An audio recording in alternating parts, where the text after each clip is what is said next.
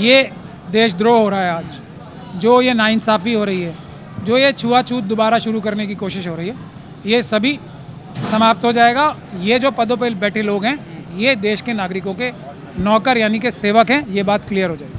आज भी मनुवादी धोखाधड़ी करके भी ईवीएम के माध्यम से लोगों को जात पात पे और धर्म के नाम पे लड़ा के का रोटी कपड़ा और मकान छीन के अपने गुजराती मनुवादी मानसिकता के बिजनेसमैन को देने के लिए, चाइना को देने के लिए, पाकिस्तान को देने के लिए, इजराइल को देने के लिए वो बेनकाब हो चुका है।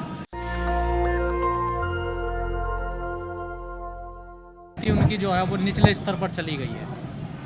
बहुजन स्वाभिमान संघ और समता सैनिक दल ने आज आप देख रहे हैं कि नंद नगरी में इतना बड़ा एक बहुजन एक सम्मेलन कराया है जिसमें SC ST OBC माइनॉरिटीज़ और महिलाएं इतनी बड़ी संख्या में आए हैं। तो अब ये चीज़ एकदम लोगों को एकदम साफ हो गई है कि इस देश में दो ही पक्ष हैं, एक मनुवाद, एक अम्बेडकरवाद। और अम्बेडकरवाद जो है 92.5%, 92.5% से भी ज़्यादा है, और मनुवाद मेरे ख्याल से 6-7% ही है। तो जितने ऐसे सम्मेलन होते जाएंगे उससे एक जागरूकता बढ़ रही है, और जैसे ही ये जागरूकता बढ़ेगी तो मैं समझता हूँ रातों रात परिवर्तन आएगा और सत्ता जो है अम्बेडकरवादियों के हाथ में आएगी। और फिर जो ये देशद्रोह हो रहा है आज, जो ये नाइंसाफ़ी हो रही है, जो ये छुआछूत दोबारा शुरू करने की कोशिश हो रही है, ये सभी समाप्त हो जाएगा। और भारत देश जो है, भारतवर्ष जो है, अम्बेडकर साहब के सपनों का भारतवर्ष बनेगा जिसमें सभी बराबर हैं, सभी का हक बराबर है, कोई अडानी अंबानी नहीं है, सभी लोग बराबर हैं, सबका हक बराबर, सब देश के मालिक हैं। और ये जो पदों पर बैठे लोग हैं ये देश के नागरिकों के नौकर यानी कि सेवक हैं, ये बात क्लियर हो जाएगी। लेकिन जो सवाल वही है ना, सामाजिक संगठन अपना काम कर रहे हैं, मिशन पे काम कर रहे हैं, राजनीति तो धरातल में चली गई। देखिए, सामाजिक अगर एकता बन जाएगी, राजनीति में आपसे कह रहा हूँ ना, रातों रात ठीक हो जाएगी। आज भी मनुवादी धोखाधड़ी करके भी ईवीएम के माध्यम से लोगों को जात पात पे और धर्म के नाम पे लड़ा के कितने वोट पाते हैं?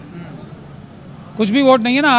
आज भी देश की मेजॉरिटी 2/3 लोग तो कम से कम, इतनी सब धांधलियों के बावजूद भी 2/3 लोग मनुवाद के खिलाफ वोट देते हैं।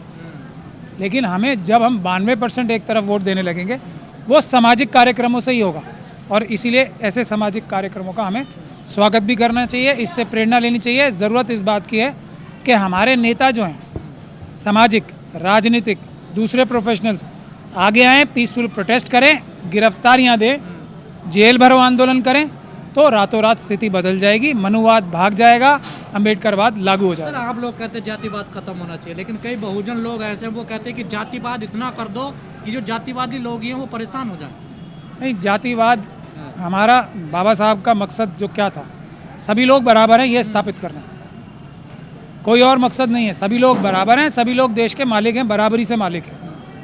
फिर आप अपने आप को किसी भी नाम से जानो, उससे कोई मतलब नहीं होना चाहिए। ये बात बुनियादी बात है। जो ये हकमारी होती है जाति के नाम पे, उसके बाबा साहब भी खिलाफ थे, उसी के हम सब खिलाफ कि जो लोग 7.5% भी ना हो के देश के 95% सभी संपदाओं पे कब्जा करके बैठे हैं, देश की 95% सीटों पे कब्जा पर करके बैठे हैं, वो क्राइम है, अपराध है।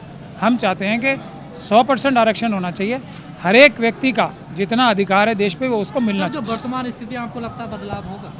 मुझे लगता है वर्तमान स्थिति में इतने ज़्यादा जो मनुवाद है उसकी जो एकदम चेहरा है बेनकाब हो चुका है, उसकी जो भारत के दुश्मन ताकतें हैं जैसे चाइना है, पाकिस्तान है, इजराइल है, इसके साथ इनके जो रिश्ते हैं देश को कमज़ोर करने के, देश को धोखा देने के, देश की आम जनता का रोटी कपड़ा और मकान छीन के अपने गुजराती मनुवादी मानसिकता के बिजनेसमैन को देने के लिए, चाइना को देने के लिए, पाकिस्तान को देने के लिए, इजराइल को देने के लिए वो बेनकाब हो चुका है।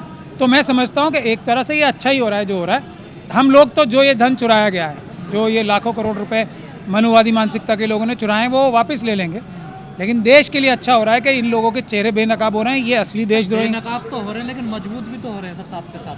आपको लग रहा है मजबूत हो रहा है, ये बहुत कमज़ोर हो रहे हैं। जितना ये जुल्म और अत्याचार कर रहे हैं अम्बेडकरवादियों पे, उससे साफ जाहिर है कि कितना ज़्यादा डरे हुए हैं, कितना ज़्यादा घबराए हुए हैं, कितने ज़्यादा ये एकदम निराश हो चुके हैं।